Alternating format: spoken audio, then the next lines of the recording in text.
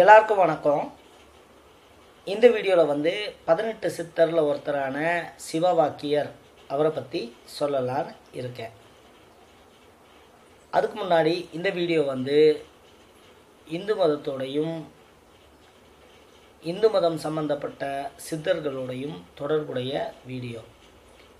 அதனால் இதை பற்றியெல்லாம் உங்களுக்கு தெரிஞ்சுக்கணும் அப்படின்னு அவசியம் இல்லைன்னா இதுக்கு மேலே இந்த வீடியோவை பார்க்க வேண்டாம். சிவவாக்கியர் அவருடைய பேர்லேயே பார்த்தீங்கன்னா சிவ வாக்கியம். அவருடைய நாக்கிலிருந்து வந்த வார்த்தைகள் அதிகமாக சிவா சிவா சிவான்னு வந்ததுனால இவருக்கு சிவவாக்கியர் அப்படின்னு அந்த பேர் அமைஞ்சது. இவருடைய பாடல்களில் கூட அதிகமாக சிவா சிவா சிவான்னு பாடுவார். அதுவும் இல்லாமல் இவர் பிறந்த போதே சிவா சிவான்னு சிவனுடைய நாமத்தை சொல்லிக்கிட்டு பிறந்ததா ஒரு கதையும் சொல்லுவாங்க. அதனால தான் சிவவாக்கியருக்கு அந்த பெயர் அமைஞ்சது. இப்போ சிவவாக்கியர் அப்படின்றவரை பார்த்தீங்கன்னா கந்தகுரு கவசத்தில் கூட இவருடைய பெயர் வரும். போகருடைய பெயர் வரும்போதெல்லாம் சிவவாக்கியரும் புலிப்பாணி சித்தரும் இவங்க பேர்கள் எல்லாம் வரும். இப்போ கந்தகுரு கவசத்தில் இருக்கிற அந்த வரி வந்து சிவவாக்கியர் சித்தர்தனை சிவன் மனையில் போற்றுவரே.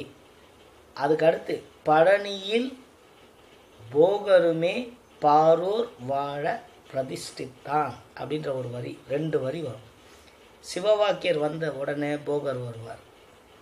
போகர் வந்து அவருடைய சுத்தகாண்டம் அப்படின்ற செக்ஷனில் சிவவாக்கியரை பற்றி சொல்கிறார். சிவவாக்கியர் வந்து தமிழ் மாதம் தை மாதத்தில் மகன் நட்சத்திரம் அன்னைக்கு பிறந்தார் அப்படின்னு சொல்லி அவருடைய வரலாறு சொல்கிறார். என்ன சொல்கிறாருன்னா, இவருக்கு வந்து சின்ன வயசுலேருந்தே வேதங்கள் மேலேயும் நியாயம் தர்மம் இதெல்லாம் பற்றி தெரிஞ்சுக்கணும் அப்படின்னு ஆர்வம் அதிகமாகி ஒரு வேத பண்டிதர்கிட்ட அவரை குருவாக ஏற்றுக்கிட்டு போய் கற்றுக்கிறார். அப்படி கற்றுக்கும்போது என்ன ஆகுதுன்னா, தமிழ் மொழியில் இல்லாததுனால வேதங்கள் மேலே இவருக்கு ஒரு வேற்று மொழி அது சரியாக புரியல அப்படின்ற காரணத்தினால இவர் அந்த குருக்கிட்ட இருந்து வெளியில் வந்துடுறார். வந்துட்டு இவருக்கு வந்து காசிக்கு சென்று காசியை பார்க்கணுன்னு ஒரு விருப்பம். அப்படி காசிக்கு போனப்போ அங்கே ஒரு சித்தர் அவரை பார்க்குறார். அந்த சித்தர் என்ன தொழில் செய்கிறவர்னா, அவர் வந்து செருப்பு தைக்கிற தொழில் செய்கிறவர். அந்த சித்தர் உடைய பார்வையில் ஈர்க்கப்பட்டு இவர் அந்த சித்தர்கிட்ட போய் குருவா என்னை வந்து சீடனாக ஏற்றுக்கோங்க, நான் உங்களை குருவாக ஏற்றுக்கிறேன் அப்படின்னு சொல்லி போகிறார்.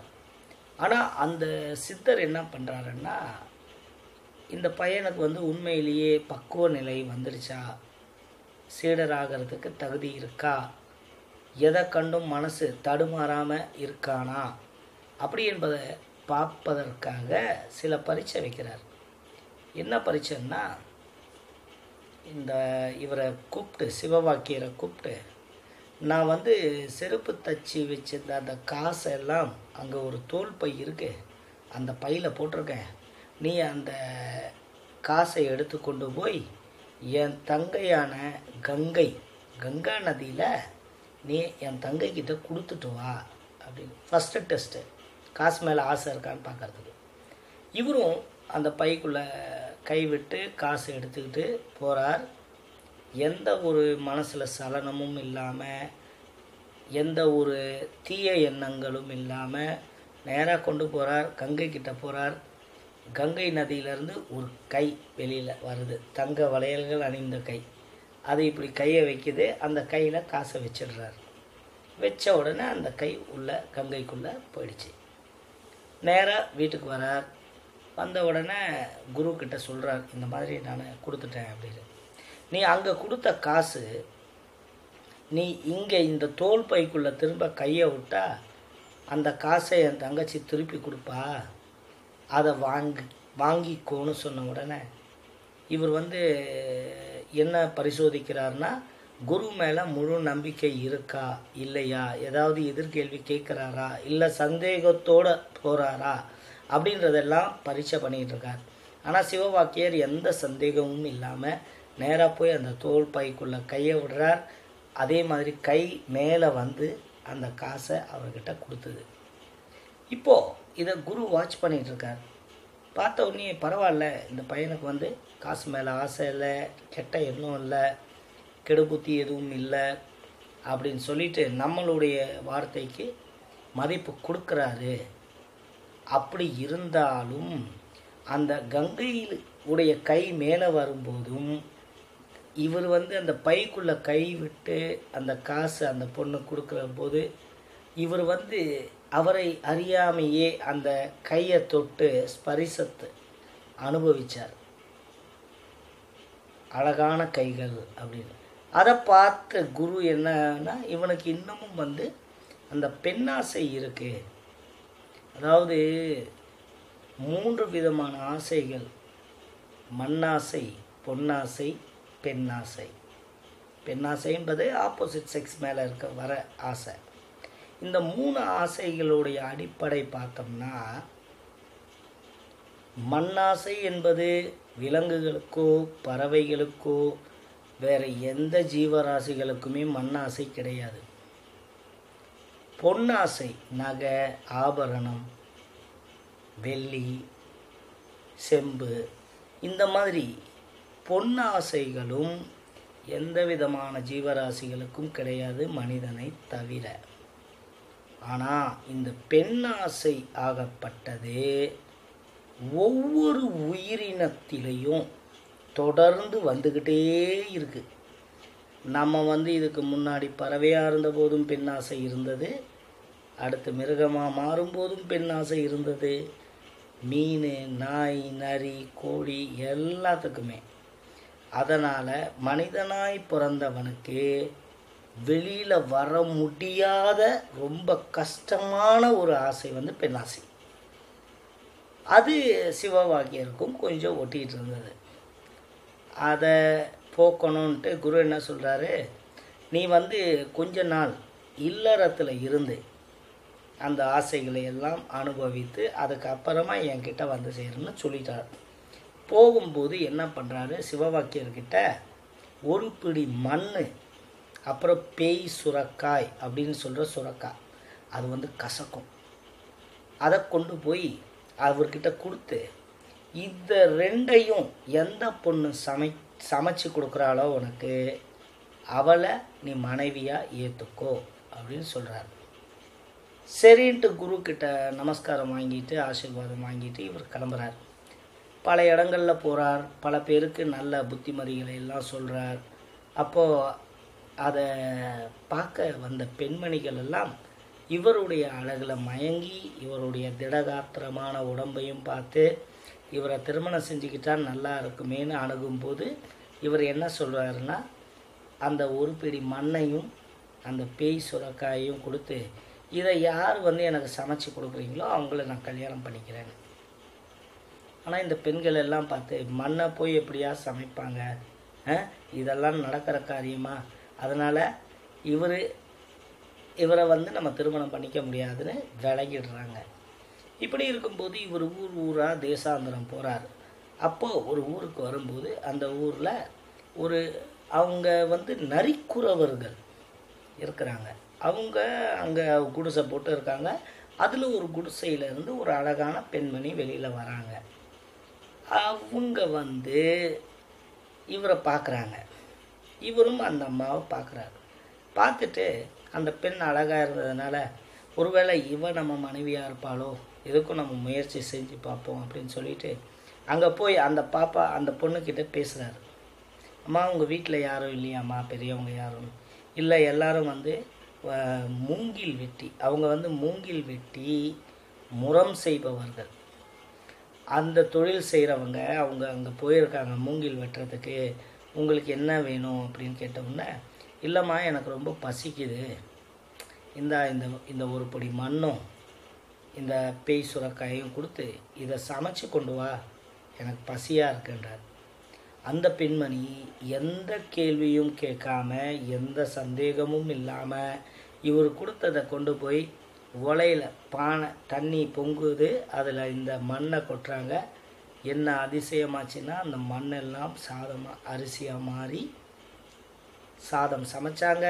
இந்த பேய் சுரக்காயும் ரொம்ப அற்புதமான ஒரு கூட்டாக வந்தது. அப்போது இவருக்கே ஆச்சரியம், என்னடா இந்த காலத்தில் இப்படி ஒரு பொண்ணா, நம்ம சொன்னதை எதிர்த்து கூட கேள்வி கேட்காம, ஒரு சந்தேகம் கூட இல்லாமல் நேராக கொண்டு போய் சமைச்சதே அப்படின்னு சொல்லி, இந்த பொண்ணு தான் நம்ம மனைவி போல இருக்கு, நம்ம குருநாதர் சொன்ன மாதிரின்னு சொல்லி அந்த பெண்ணை உடைய பெற்றோர்கள் வந்த உடனே அந்த பெண்ணை கல்யாணம் பண்ணிக்கணும்னு கேட்குறாரு. அவங்க என்ன சொல்கிறாங்க, நாங்கள் ரொம்ப கொடுத்து வச்சவங்க, உங்களை மாதிரி ஒரு பெரிய சித்தர் எங்கள் வீட்டில் பொண்ணு எடுக்கிறது, ஆனால் ஒரே ஒரு நிபந்தனை, நீங்களும் இங்கேயே எங்கள் கூடயே தங்குறதா இருந்தால் நாங்கள் கல்யாணம் பண்ணி வைக்கிறோன்னு சொல்லிடுவாங்க. இவரும் சரி சம்மதம்னு சொல்லி அவங்க கூட இருக்கார். அவங்க கூட இருந்து அவங்களுடைய அந்த மூங்கில் வெட்டி முறம் செய்கிற அந்த வேலையை கற்றுக்கிட்டு அதை வச்சு ஜீவனம் நடத்தி கொண்டிருக்கிறார். இவருக்கு ஏற்கனவே பல சித்து வேலைகள் எல்லாம் தெரியும். ஏன்னா ஏற்கனவே ஒரு குரு கிட்ட வேதம் படித்தார்ல, அவர்கிட்ட இருந்து நிறைய சித்துக்கள் கற்று வச்சிருக்காரு. அப்போது புருஷனும் பொண்டாட்டியுமா 2 பேரும் இந்த வேலைகளை செஞ்சுக்கிட்டு இருக்கும்போது ஒரு நாள் வானத்தில் கொங்கணர் என்ற சித்தர் பறந்து போயிட்டு இருக்கும்போது இங்கே ஒரு ஒளி பிரகாசமாக தெரியுது. என்னடா அதுன்னு பார்த்தா பூமியில் அவர் சிவவாகியர் மூங்கில் வெட்டிக்கிட்டு இருக்கார். அதை பார்த்துட்டு கொங்கணருக்கு, எவ்வளோ சித்துக்களை தெரிஞ்ச மனுஷன், எல்லாத்தையும் தங்கமாக மாற்றக்கூடிய ரசவாத வித்தையெல்லாம் தெரியுமே இவருக்கு, இவர் ஏன் இப்படி வறுமையில் உழறார் அப்படின்னு சொல்லிட்டு ஒரு ட்ரிக் பண்ணலான்ட்டு அவர் நேராக அவங்க மனைவி இருக்கிற இடத்துக்கு போகிறார். போய், அம்மா நான் இந்த மாதிரி கொங்கணர், நான் வந்திருக்கேன், உங்களுடைய வறுமையை பார்த்து தான் வந்தேன், ஒரு பாத்திரம் இருந்தால் உள்ளேருந்து கொண்டு வாமான்னு. அந்த பாத்திரத்தை கொண்டு வருவாங்க. அவர் உடனே என்னவோ மூலிகை சாறை ஏதோ பிழிஞ்சி அதில் ஊற்றி அதை தங்கமாக மாற்றுவார். அந்த அம்மா அதை கண்டுக்க கூட இல்லை. தங்கமாக மாற்றி இந்தாம்மா வச்சுக்கோமான்னு. இல்லை நீங்கள் அங்கேயே ஓரமாக வச்சுட்டு போயிடுங்க அப்படின்னு சொல்லிட்டு அவர் கிளம்பிடுவார். இப்போ சிவவாக்கியர் வேலை முடிஞ்சு வீட்டுக்கு வரார். பார்த்தா அங்கே பாத்திரம் ஒன்று தங்கமாக மாறியிருக்கு. இவருக்கு உடனே சந்தேகம், யார் இந்த வேலையை பண்ணியிருப்பா, நம்ம மனைவிக்கு ஏதாவது தங்கம் மேலே ஆசை வந்துருச்சா அப்படின்னு சந்தேகம். ஏன்னா சித்தர் தான் இதை பண்ண முடியும்னு அவருக்கு தெரியும். ஏன்னா அவங்க கண்டுபிடிச்சிட்டார், கொங்கணர் வந்திருக்காரு, அவர் பண்ணியிருக்காருன்னு. இது நம்ம மனைவி ஆசைப்பட்டு கேட்டதுனால அவர் பண்ணாரோன்ற சந்தேகம் வந்ததுனால என்ன பண்ணுவார், அங்கே இருக்கிற அந்த துணி துவைக்கிற கல் இருக்கும், துணியை அடித்து துவைப்பாங்க ஒரு கல்லில், அந்த கல்லில் எச்சி துப்புவார். எச்சி துப்பிட்டு உடனே உள்ளே இருக்கிற மனைவியை கூப்பிட்டு இங்கே வான்னு சொல்லி தண்ணியை கொஞ்சம் எடுத்துகிட்டு வந்து அந்த கல்லில் ஊற்றணுவார். அந்த அம்மா போய் தண்ணி எடுத்துகிட்டு வந்து அந்த கல்லில் ஊற்றுவாங்க. உடனே அந்த கல்லுலேருந்து புகையாக அந்த கல்லே தங்கமாக மாறும். இப்போது சொல்லுவார், இதிலேருந்து எவ்வளோ வேணும்னா எடுத்துக்கோ அப்படின்னு. உடனே அந்த அம்மா சொல்லுவாங்க, நான் தங்கத்துக்கு ஆசைப்படவே இல்லையங்க, ஏங்க இந்த மாதிரி பண்ணி. உடனே இவர் தெளிவார், ஓகே நம்ம மனைவிக்கு தங்கத்தின் மேலே ஆசை கிடையாது அப்படின்னு புரிஞ்சுக்குவார். இதில் இந்த நிகழ்ச்சியிலேருந்து என்ன தெரிய வருதுன்னா, அவருக்குள்ளே ஏகப்பட்ட சக்திகள் இருந்து தன்னுடைய உமிழ் நீரை கூட, உடம்புல இருக்கிற அசுத்தங்கள் சேர்ந்த அந்த நீரை கூட தங்கமாக மாற்றுற அளவுக்கு ஒரு சக்தி இவர்கிட்ட இருந்தது. அப்புறம் என்ன ஆச்சு, ஒரு நாள் மூங்கில் காட்டில் மூங்கில் வெட்டிக்கிட்டு இருக்கும்போது அந்த மூங்கிலேருந்து தங்க துகள்கள் கீழே கொட்டுச்சு. தங்கமாக கொட்டுது, தூள் தூளாக. மூங்கில் அறுத்தா அந்த மரத்தினுடைய தூள் தான் கொட்டணும். இவர் பார்த்தாரு, உடனே சிவனை நினச்சார், சிவபெருமானே இது யமனாச்சே, இதை போய் என் கண்ணில் காட்டுறியே, இது நம்மளை கொன்னுடாதா, நான் இந்த காசு பணம் இதிலேருந்தெல்லாம் ஆசைகளை விட்டு ஒன்றை அடையணும்னு எதிர்பார்த்துக்கிட்டு இருக்கேன். எனக்கு ஏன் இறைவா இந்த தங்கம் அப்படின்னு சொல்கிறாரு. மனசுக்குள்ளேயே வேண்டுறாரு. அப்புறம் என்ன பண்ணார், பதறி அடிச்சுக்கிட்டு ஓடுறார்.